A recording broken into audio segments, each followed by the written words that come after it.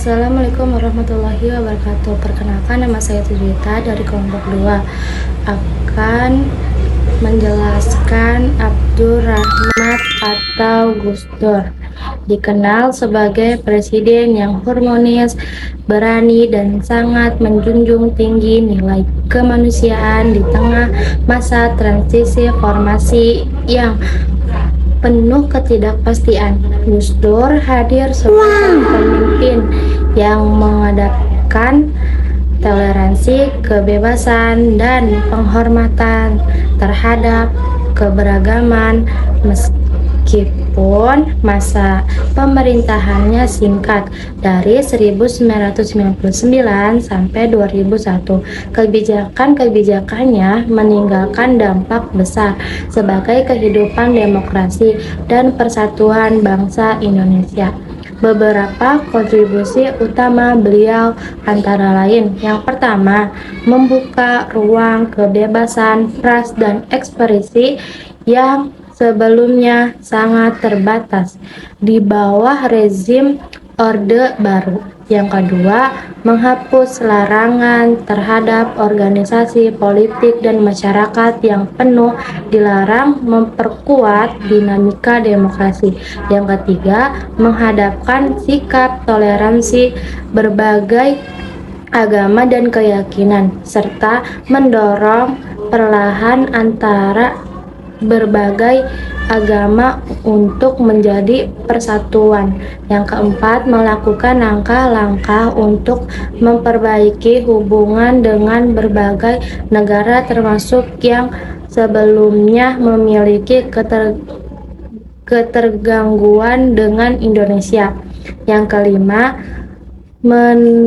mengenakan pentingnya perlindungan hak asasi manusia dan upaya untuk memperbaiki kondisi marginalisasi di berbagai daerah. Meski menghadapi berbagai tentara politik dan ekonomi selama masa kepemimpinannya, nilai-nilai yang digunakan Gus Dur tetap menjadi inspirasi bagi pejuang di demokrasi dan persatuan bangsa Indonesia hingga saat ini. Saya, Nana Syarina, akan membahas kembali mengenai pencabutan Inpres nomor 14 tahun 1967 dan pemulihan hak etnis Tionghoa.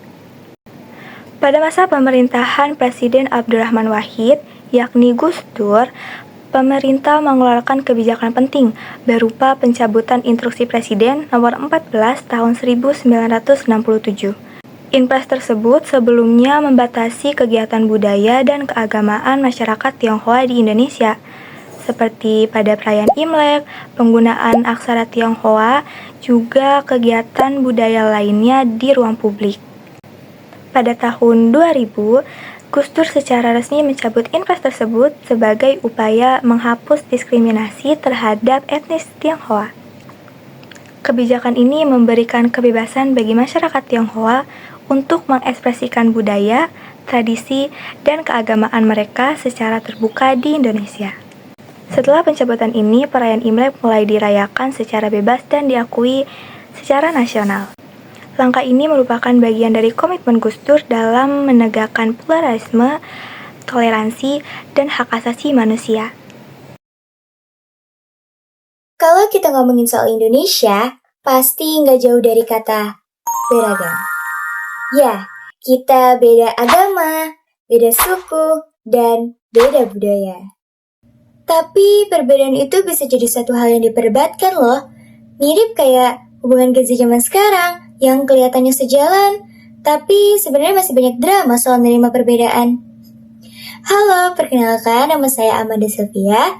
Di sini saya akan melanjutkan materi tentang penguatan pluralisme dan toleransi. Nah, di sini kita bisa lihat kenapa peran Gus Dur itu sangat penting waktu beliau menjabat sebagai Presiden Indonesia pada tanggal 20 Oktober 1999 hingga 23 Juli tahun 2001. Gus Dur dikenal sebagai tokoh pluralisme karena beliau percaya bahwa Indonesia bisa kuat itu karena perbedaan yang ada. Kalau kita ngomongin Gus Dur sebagai tokoh pluralisme, kita bisa lihat dari kebijakan-kebijakan nyata pada saat beliau masih menjabat sebagai presiden di Indonesia. Salah satu kebijakan penting terjadi pada tanggal 17 Januari tahun 2000. Pada tanggal itu, Gus Dur mengeluarkan keputusan presiden nomor 6 tahun 2000. Isinya adalah mencabut aturan lama yang membatasi budaya dan kepercayaan etnis Tionghoa. Sebelum aturan ini dicabut, budaya Tionghoa seperti perayaan Imlek,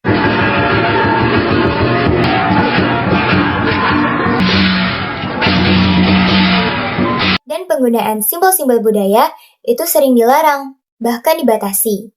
Setelah tanggal 17 Januari tahun 2000, keadaan mulai berubah.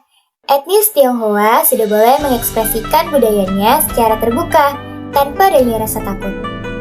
Ini bukan soal boleh merayakan hari Imlek, tapi ini soal pengakuan bahwa mereka adalah bagian dari bangsa Indonesia juga memiliki hak yang sama. Lalu, pada tanggal 9 April tahun 2001, Gus Dur kembali menguatkan sikap pluralismenya dengan menetapkan Tahun Baru Imlek sebagai hari libur fakultatif lewat keputusan Presiden nomor 53 tahun 2001. Yang artinya, negara mulai memberi ruang resmi bagi perayaan keagamaan dan budaya Tionghoa. Walaupun saat itu belum jadi libur nasional, tapi ini udah jadi langkah besar menuju pengakuan dan toleransi. Dari dua tanggal ini, kita bisa lihat kan bahwa Gus Dur itu gak cuma bicara soal toleransi, tapi benar-benar ngambil langkah berani lewat kebijakan negara. Beliau ingin menunjukkan bahwa gak boleh ada kelompok yang diperlakukan berbeda hanya karena perbedaan latar belakang, budaya, dan agamanya. Dampaknya kerasa banget loh di masyarakat. Setelah kebijakan-kebijakan ini keluar, hubungan antar umat beragama jadi saling terbuka. Orang-orang udah mulai belajar saling menghargai, karena negara sendiri udah memberikan contoh sikap yang adil. Jadi lewat kebijakan pada tanggal 17 Januari tahun 2000 dan tanggal 9 April tahun 2001, Gus Dur menunjukkan bahwa beliau pantas disebut sebagai tokoh pluralisme. Beliau mengajarkan bahwa hidup berdampingan itu bukan soal menyamakan semua orang, tapi tentang saling menghormati perbedaan. Saya Sitra PA dari kelompok 2 Sejarah. Saya akan menjelaskan bagian pembubaran Departemen Penerangan dan Kebebasan Pers. Jadi, pada awal pemerintahannya, Gus Dur membubarkan Departemen Penerangan atau DPN karena dianggap sebagai alat kontrol informasi pada masa Orde Baru. Pembubaran ini membuka jalan bagi kebebasan pers, kebebasan berpendapat, dan berkembangnya demokrasi karena media tidak lagi berada di bawah kontrol ketat negara. Alasan pembubaran DPN dan dampaknya terhadap pers, Departemen Penerangan dibubarkan oleh Presiden Abdurrahman Wahid atau Gus Dur pada tahun 1999. Pembubaran ini dilakukan karena DPN dianggap membatasi kebebasan berpendapat dan kebebasan pers, serta menjadi simbol pengangkangan informasi pada masa Orde Baru. Gus Dur ini menciptakan sistem yang lebih demokrasi, di mana masyarakat bebas menyampaikan pendapat tanpa takut ditekan oleh pemerintah. Dampak dari pembubaran DPN sangat terasa dunia pers. Media menjadi lebih bebas dalam memberitakan peristiwa dan berani menyampaikan kritik terhadap pemerintah. Tidak ada lagi pengawas ketat seperti sebelumnya, sehingga kebebasan pers di Indonesia berkembang lebih baik dan mendukung proses demokrasi di era reformasi. Sejarah DPN dan perannya di Orde Baru. Departemen Penerangan atau DPN dibentuk sebagai lembaga pemerintah yang bertugas mengatur dan mengawasi arus informasi di Indonesia. Pada masa pemerintah Orde Baru, peran DPN sangat besar, terutama dalam mengontrol media massa seperti surat kabar, majalah, radio, dan televisi. Melalui DPN, pemerintah bisa menentukan informasi apa yang lebih disebarkan ke masyarakat dan mana dianggap berbahaya atau tidak sesuai dengan kebijakan negara. Media yang terlalu kritis terhadap pemerintah sering mendapat teguran diberedel, bahkan izin terbitnya dicabut. Terima kasih. Nah, setelah kita menyimak dari penjelasan sebelumnya, yaitu tentang kebijakan politik Gus Dur, sekarang saya Hani Sarsada akan ngejelasin nih kebijakan ekonomi, fokus utamanya terhadap pembangunan ekonomi setelah krisis moneter pada tahun 1998. Jadi pada masa pemerintahan Gus Dur, pemerintah tuh buat kebijakan yaitu Dewan Ekonomi Nasional atau DEN melalui keputusan Presiden nomor 144 tahun 1999. Tujuannya buat apa sih? Tujuannya itu buat bantu pemerintah membenarkan kondisi Indonesia yang lagi sangat kacau banget setelah krisis moneter pada tahun 1998. Nah, dan ini tugasnya sebagai penasehat pemerintah di bidang ekonomi, mengkaji berbagai masalah ekonomi, menanggapi isu-isu ekonomi yang sedang beredar di masyarakat, dan serta memberi rekomendasi kebijakan, biar keputusan yang diambil pemerintah itu terarah dan nggak ngasal. Selain itu, pemerintah juga fokus buat menstabilkan ekonomi nasional, seperti menjaga nilai tukar rupiah, mengendalikan inflasi, dan ngebenerin sektor keuangan supaya ekonomi bisa berjalan lebih stabil. Dari berbagai kebijakan itu, kondisi ekonomi Indonesia sudah mulai membaik nih, kepercayaan masyarakat meningkat, dan dunia internasional terhadap ekonomi Indonesia mulai meningkat setelah krisis yang terjadi. Nah, itu tadi kebijakan Gus Dur yang berperan penting dalam proses pemulihan ekonomi Indonesia setelah krisis moneter yang terjadi pada tahun 1998. Walaupun gak instan, kebijakan ini seenggaknya bisa menjadi langkah awal untuk membangun kembali kondisi Indonesia yang stabil. Terima kasih teman-teman yang sudah mendengarkan. Sampai jumpa.